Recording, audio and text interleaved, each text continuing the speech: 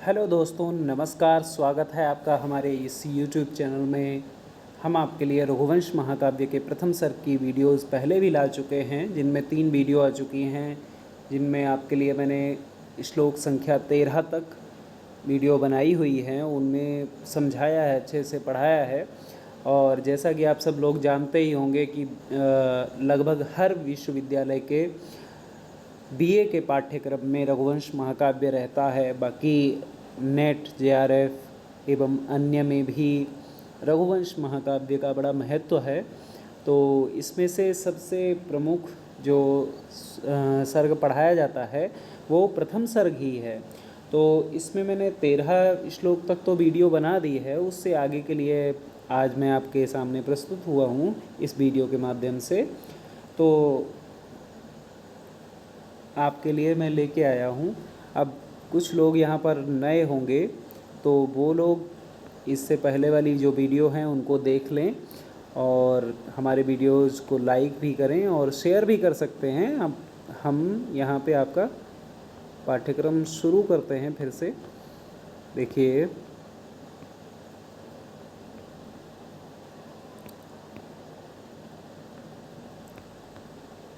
हाँ, यहाँ तक तो हो गया है। व्यूढ़ो रसको वृषस्कंधः शालप्रांशुर्महाभुजः आत्मकर्म क्षमं देहम क्षात्रो धर्म इवाश्रितः। यहाँ तक तो मैंने पढ़ा दिया है। इसके बाद अगला श्लोक आता है। महाराज दिलीप हैं, तो वो कैसे हैं, है ना।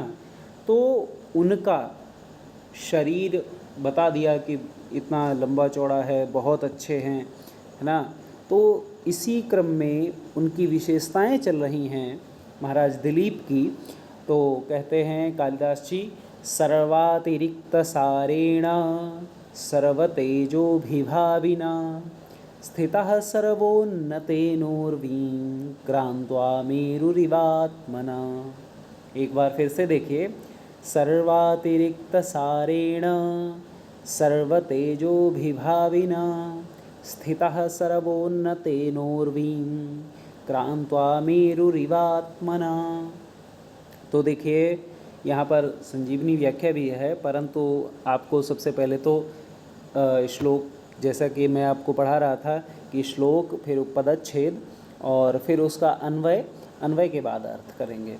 तो सबसे पहले देखिए, सर्वातिरिक्त सारेण, ये पूरा एक ही पद है, इसलिए सर्वातिरिक्त सारेण। फिर है सर्वतेजोभिभाविना, ये भी पूरा एक ही पद आया है। तो सर्वतेजोभिभाविना स्थितः, फिर होगा सर्वोन्नतेन, ठीक है, सर्वोन्नतेन उर्वीं क्रांत्वा मेरुः, यहाँ पर जो रकार है उसका विसर्ग है, ठीक है। तो मेरुः इव आत्मना।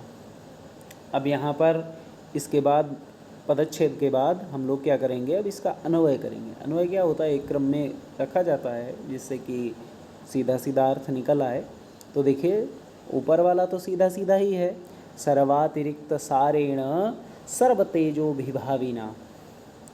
और इसके बाद कहते हैं कि यहाँ पर स्थितः, क्योंकि स्थितः शब्द का जो अर्थ बैठता है वो बाद में बैठेगा ना।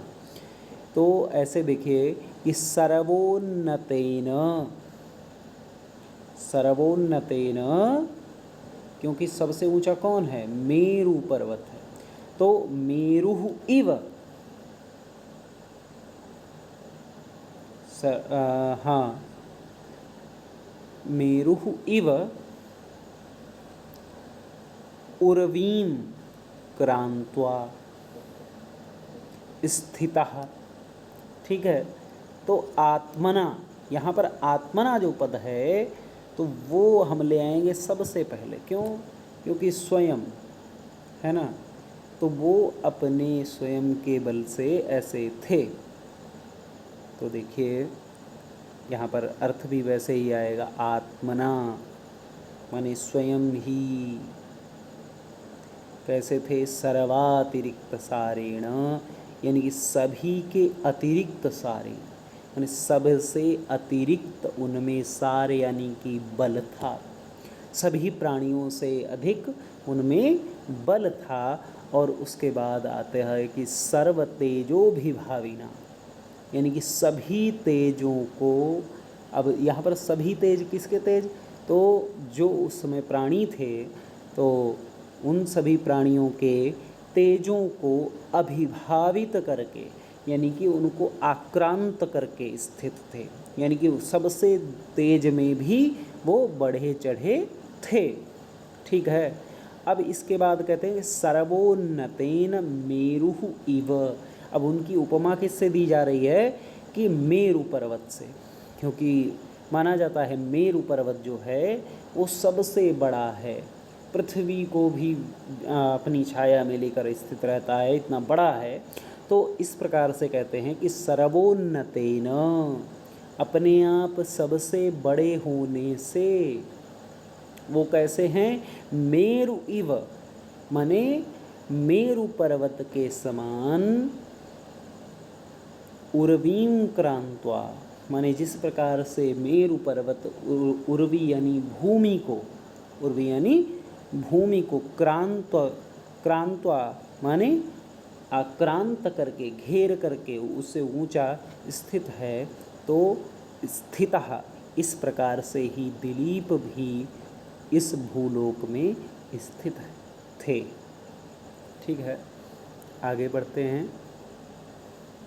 देखिए यहाँ पर भी संस्कृत व्याख्या भी आप देख सकते हैं कि सर्वेभ्यः, ठीक है, यानी कि सभी से, समस्त भूतेभ्यः अतिरिक्तः माने विशिष्टः, अधिक इत्यर्थः सारः, यानी कि यहाँ पर जो अतिरिक्त शब्द का है वो यानी कि सबसे विशिष्ट थे, अधिक थे।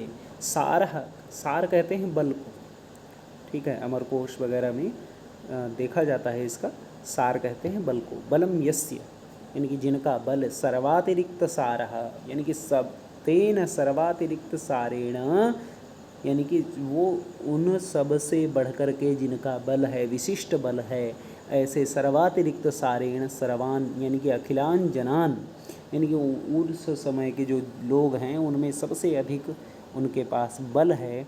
तो ऐसे ही तेजसा अभिभवति, यानी कि तेज से जो दूसरे को तिरस्कृत कर रहे हैं, सबके तेजों को ढक ले रहे हैं, इस प्रकार का तेज उनका है। सर्व तेजोभिभावी, माने सभी के तेजों को ढकने वाला तेज। सर्वेभ्यः भूतेभ्यः, माने सभी भूतों के लिए, प्राणियों के लिए। उन्नतः माने प्रांशुः माने ऊंचे, तेन सर्वोन्नतेन माने इस प्रकार से बहुत बढ़े हुए होने से, आत्मना माने अपने शरीर से, मेरुः इव माने सुमेरु पर्वत के समान, उर्वीं क्रांत्वा माने पृथ्वी को आक्रांत करके, व्याप्त करके, स्थितः माने स्थित थे, ऐसे वे दिलीप उस समय थे। ठीक है, तो यहाँ पर देखो कह देते हैं प्रथमांतानि कृत्वा मेरु पर्वतेपि विशेषणानि योजनीयानि। यहाँ पर जो शुरू से लेकर के अंत तक जो भी विशेषण हैं वो मेरु पर्वत के लिए भी जोड़ने योग्य हैं यहाँ पर। तो ऐसे ही मेरु पर्वत के साथ ही उनकी उपमा दी गई है। ठीक है, अगला श्लोक अगले वीडियो में हम देते हैं आपको। धन्यवाद।